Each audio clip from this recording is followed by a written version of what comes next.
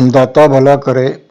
अक्सर लोग कहते हैं कि बाबा जी हमारी उन्नति नहीं हो रही।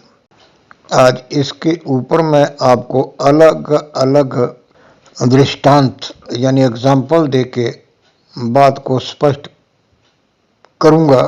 कहते हैं कि एक बार जाकिर हुसैन साहब के पास कोई लड़का गया तबला सीखने के लिए। वो कहने लगा कि मुझे तबला सीखना है, तो आप मेरे को तबला सिखाइए। तो उन्होंने कहा कि मैं अमूमन किसी को सिखाता नहीं हूँ। वो जिद करने लगा कि मुझे आपसे सीखना है, तो आप अपनी फीस बताइए। वो लड़का कहने लगा जी मैंने 6 महीने किसी से सीखा है। तो वो कहने लगे कि 5 लाख रुपया और 5 बरस लगेंगे तेरे को सीखने में। उसने कहा जी ठीक है मैं दे दूंगा। इतने में एक और लड़का आया। वो कहने लगा खान साहब कि मुझे आपसे तबला सीखना है, तो मेरे को तबले का कोई ज्ञान नहीं है, मैंने किसी से सीखा नहीं है, लेकिन मुझे आपका तबला बजाना अच्छा लगता है। तो मेरे मन में ये जिज्ञासा हुई कि मुझे भी आपके जैसा तबला बजाना सीखना है। तो वो कहने लगे कि कोई बात नहीं मैं सिखा दूंगा, 1 बरस लगेगा और 1 लाख रुपया मैं मुआवजा लूंगा। तो वो जो पहले वाला था वो कहने लगा कि मेरे को 5 लाख और 5 वर्ष और इसको 1 लाख और 1 वर्ष। तो वो कहने लगे कि तेरे को 5 बरस और 5 लाख तेरे से इसलिए मांगा है कि 4 बरस लगेंगे मेरे को, जो तेरे अंदर पहले से सीखा हुआ है ना उसको निकालने में। फिर जब तू खाली हो जाएगा ना तो तब तेरे को 1 बरस ही लगेगा।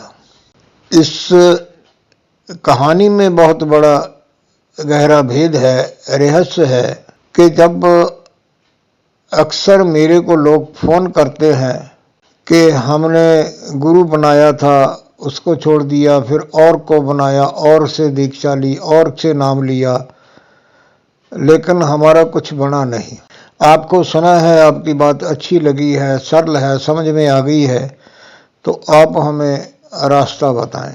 यहाँ पर भी वही बात है जो जाकिर साहब ने कही कि जो आपने पहले सीखा हुआ है, समझा हुआ है, औरों से सुना हुआ है, जब तक आप उससे किनारा नहीं करेंगे, उससे दूर नहीं होंगे, तो किसी और की, चलो मैं कहता हूं कि मेरी बात आपके पल्ले में नहीं पड़ेगी। इसके लिए जो मैंने अक्सर कहा है ना अपनी कथा में कि इतना स्मरण कीजिए कि आपका मन जो बचपन से विकारों, विचारों, संस्कारों से भरा हुआ वो खाली हो जाएगा। जब वो खाली हो जाएगा तब वो जप करने लगेगा। इस कहानी से ये बात बिल्कुल परफेक्ट सिद्ध हो जाती है कि पहले जो है ना उसको खाली करना पड़ेगा। चलो ये दूर की बातें हैं, इससे भी मैं सरल आपको और आसान एक एग्जांपल देता हूँ कि महिलाएं बाजार से कपड़ा खरीदने जाती हैं, तो एक सूट खरीदा, उसके साथ चुनरी खरीदते हैं, तो कई बार तो उनको जो है ना वहाँ से वो डाई की हुई मिल जाती है, रंगी हुई मिल जाती है, और कई बार वो कहते हैं कि हमें प्लेन सादी चुनरी दे दो, हम रंग करवा लेंगे। तो ठीक है, चलो एक सूट और ले लेते हैं। एक सूट और ले लिया और कहा कि हमारे पास घर में चुनरी है, हम उसको भी डाई करवा लेंगे। अब ललारी के पास चले गए दोनों चुनरियां लेके। जो तो कोरी चुनरी है उसके तो उसने मांगे 20 रुपए, और जो वो घर से लेके गई जिसको रंग चढ़ा हुआ है, और वो उसको चेक करके बताता है कि इसके ऊपर रंग नहीं चढ़ेगा। वो कहते हैं क्यों इसके ऊपर रंग क्यों नहीं चढ़ेगा? को वो कहते हैं कि इसके ऊपर पहले ही पक्का रंग चढ़ा हुआ है। तो वो अपने थैले से और निकाल के देती है, तो ये देखो, हाँ कहते हाँ ये रंग कच्चा है, इसको उतारना पड़ेगा, फिर इसके ऊपर जो आप का सूट है, जो आपने सैंपल दिया है सूट का कपड़ा, अब वो रंग चढ़ेगा। लेकिन इसके जो है ना, इसके 50 रुपये लगेंगे। तो वो कहती है कि जो चुनरी शादी है उसके ऊपर तो रंग चढ़ाने के 20 रुपये, और जिस पे पहले चढ़ा हुआ है उसके 50 रुपये। तो वो कहता है कि बहन जी, पहले जो इस पे चढ़ा हुआ है ना, वो उतारना पड़ेगा, और वो हो सकता है कि मेरे को 2 बार मेहनत कोशिश करके उसको उतारना पड़े, फिर इसके ऊपर नया रंग चढ़ेगा।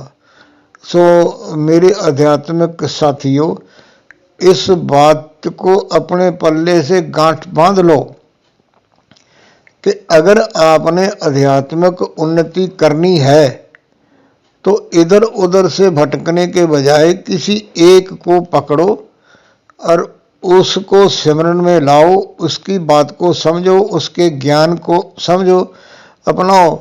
ठीक है, एक नहीं, एक से ज़्यादा आपने सुन लिए, लेकिन उनमें से एक को सिलेक्ट कर लो कि इसकी बात से हमें लगता है कि ये अनुभवी है और ये हमें सही रास्ता बताएगा, उसको फॉलो करो, उसको समझो। इसके लिए मैं एक और कहानी सुनाता हूँ। एक लड़का कोई करीब 25 साल की उम्र का होगा, उसने मेरे को फ़ोन किया। तो फ़ोन तो मेरे को वही करता है जो परमात्मा की कृपा से मेरी ऑडियो को सुनता है। जी, मेरे को शांति नहीं है, मैं डिप्रेशन में हूँ और मैंने अपनी जन्मपत्री भी दिखाई है। पंडितों ने कहा है कि तेरा कुछ नहीं हो सकता, तू सारी उम्र जो है ना डिप्रेशन में रहेगा। तो आप मेरे को बताइए कि मैं क्या करूं। मैंने कहा जी, पहले कुछ किया है? हाँ, वो मैंने बहुत कुछ किया है जी। उसने मेरे को 5 महात्माओं के यानी आश्रम की बात बता दी, नाम बता दिए कि उनसे मैंने नाम लिया है, उनसे भी नाम लिया है, मैंने राम शरणम से भी नाम लिया है। तो मैंने कहा बेटा, बात यह है कि तूने लिया है, अपनाया नहीं, स्मरण नहीं किया। तो अब कहने लगा जी बाबा जी आप बताइए, आप जो कहेंगे मैं वही करूँगा। मैंने कहा तूने नाम तो बहुत ले लिया, तेरा अपना नाम। उसने मेरे को नाम बताया। मैंने कहा तू अपने नाम का सिमरन कर ले। वो कहने लगा जी ऐसे कैसे होता है, ऐसे तो किसी ने नहीं कहा। मैं कहा चलो कोई बात नहीं, तूने जितने भी नाम लिए हैं सबसे आखिर में कौन किससे नाम लिया? कहता जी राम शरणम से, राम राम। तो मैंने कहा भाई अब मेरी बात ध्यान से सुन ले। जी कहिए। मैंने कहा भाई तूने मेरे को केवल 11 दिन देने हैं, 11 दिन।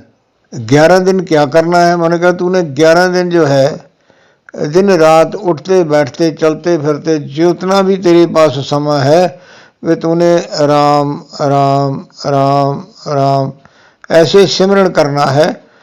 तो उसके बाद मेरे को तूने बताना कि तेरी हालत, तेरी अवस्था कैसी है, और 10 दिन मेरे को फ़ोन नहीं करना। मैंने कहा जी ठीक है, मैं ऐसा ही करूँगा।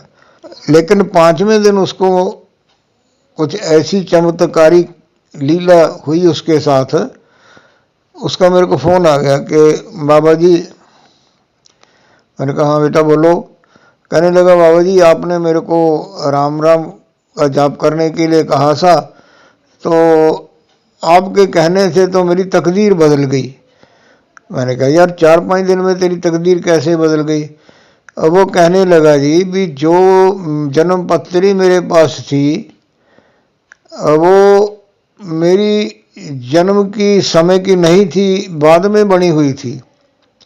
तो मैंने कहा जी फिर कहने लगा कि मेरी दादी के पास जो है ना वो मेरी जन्म पत्री थी जो जन्म के समय बनाई थी। तो वो कहने लगा कि हम लोग पंडित परिवार से हैं, तो वो दादी ने कहा कि मेरे चाचा जी आ रहे थे तो उनके हाथ में उन्होंने वो मेरी जो जन्म पत्री है ना वो मेरे को भिजवा दी, और जन्म पत्री भिजवा दी। मैंने कहा फिर इससे क्या हुआ? कहना वो मैंने पंडित जी को दिखाई, तो पंडित जी ने कहा कि इसमें तो तेरे जैसा भाग्यशाली कोई है ही नहीं, ये बहुत किसी भाग्यवान व्यक्ति की जन्म पत्री है, इसके जीवन में तो सभी सुख ही सुख है। तो मैंने वो कहने लगा कि बाबा जी आपके आशीर्वाद से, आपकी कृपा से वो जो जन्म पत्री वर्षों से दादी के पास पड़ी हुई थी, और आज उसके हाथ से जो है ना वो मेरे चाचा जी के हाथ से पहुंची, तो उससे मेरी तो तकदीर बदल गई। अब बताइए इसमें मेरा क्या रोल है, मेरा क्या इसमें कोई खेल है? ये मानसिक सोच है। इतने लोगों से उसने नाम दीक्षा ली, उसको किया, लेकिन किसी के ऊपर वो टिका नहीं। और जब परमात्मा ने टिकाना था तो 4-5 दिन में ही उसका राम राम के ऊपर भरोसा बन गया। मैं नहीं ये कहता कि मेरे ऊपर भरोसा बन गया, राम राम के जाप पर भरोसा बन गया। तो बात वहीं पे आके टिकती है कि जो पहले है ना उसको निकालना पड़ेगा। जब तक वो पहले वाला निकलेगा नहीं तो नया रंग चढ़ेगा नहीं, पहले वाला ज्ञान छूटेगा नहीं, नया ज्ञान काम नहीं करेगा। और इसीलिए अक्सर जो लोग हैं ना वो दुविधा में पड़ जाते हैं कि हम लोगों के अंदर एक उतावलापन है, जल्दी हो जाए जल्दी हो जाए। और ये जो आध्यात्मिक यात्रा है ये ना तो चतुराई का काम है और ना ही ये जल्दबाजी का काम है। हाँ, जो सरल स्वभाव है ना, जो किसी को सुनता नहीं, किसी से पूछता नहीं, इधर उधर भटकता नहीं, उसका बहुत जल्दी में जो है आध्यात्मिक यात्रा का सफ़र जो है ना वो बहुत जल्दी से पूरा हो जाता है। पूरा का मतलब मेरा कहने का ये है कि उसको शांति मिल जाती है, आनंद आ जाता है, उसके घर परिवार में सुख और सुविधा और खुशियाँ आ जाती हैं। और एक बात और, वो अच्छी भी नहीं लगेगी मेरे को, अक्सर बहुत से जो है ना वो जो रास्ते पे चल रहे हैं ना, आध्यात्मिक यात्रा पे चल रहे हैं, उनके फ़ोन आते हैं, जी हमें बहुत अच्छी अवस्था है, हमें अंदर से आवाज़ सुनाई देती है, मालिक की आवाज़ सुनाई देती है, हमें आदेश भी आते हैं। तो मैंने कहा जी ठीक है, फिर इसमें क्या बुरी वाली बात है। लेकिन जी हमारे परिवार में बच्चे हमारा कहना नहीं मानते। जो घरवाला है वो कहता है जी मेरी पत्नी नहीं मानती, वो अलग चलते हैं। और पत्नी किसी की है तो वो कहती है जी मेरा घरवाला परमात्मा का नाम नहीं लेता है। तो मैंने कहा कि देखिए, आप कहते हैं कि आपकी बहुत अच्छी अवस्था है, अगर आपकी अच्छी अवस्था है तो आपके घर परिवार वाले आपके साथ नहीं चलते। इसका मतलब है कि अभी आप में और साधना की ज़रूरत है, और साधना कीजिए, अपने आप को मजबूत कीजिए। देखो, भंवरा फूल पे आता है लेकिन उसको खींच के फूल की खुशबू लाती है। जब आपके अंतर में परमात्मा के नाम की आध्यात्मिक ऊर्जा पैदा होगी तो वो ऊर्जा जो है ना वो आपके परिवार को क्या, आपके और लोगों को भी आपके पास खींच के लेके आएगी कि यहाँ मेरे को शांति मिलती है। जब तक आपके परिवार के जीवों को आपसे शांति नहीं मिलती तब तक आप अधूरे हैं। बात कड़वी है लेकिन सच्ची है।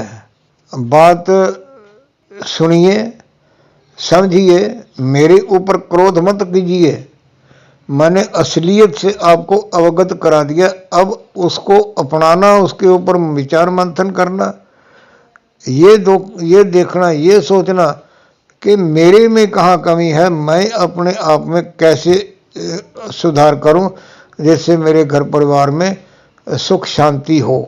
वो आगे से कह देती हैं जी ये उनके कर्मों का भोग है, और कर्मों का भोग है तो फिर परिवार के 5 जी अगर कर्म भोग रहे हैं तो एक बंदा अध्यात्मक में है तो उसकी आध्यात्मिक यात्रा का लाभ क्या, अगर उसके घर परिवार में सुख शांति की कमी है। कर्म भी भोगने हो कोई बात नहीं, भोगने होते हैं, लेकिन साथ में सहनशीलता तो आनी चाहिए। जब सहनशीलता आ जाएगी परिवार में, संतुष्टि आ जाएगी, परमात्मा का शुक्राना आ जाएगा, तब समझिए कि आपकी आध्यात्मिक यात्रा सुचारू रूप से चल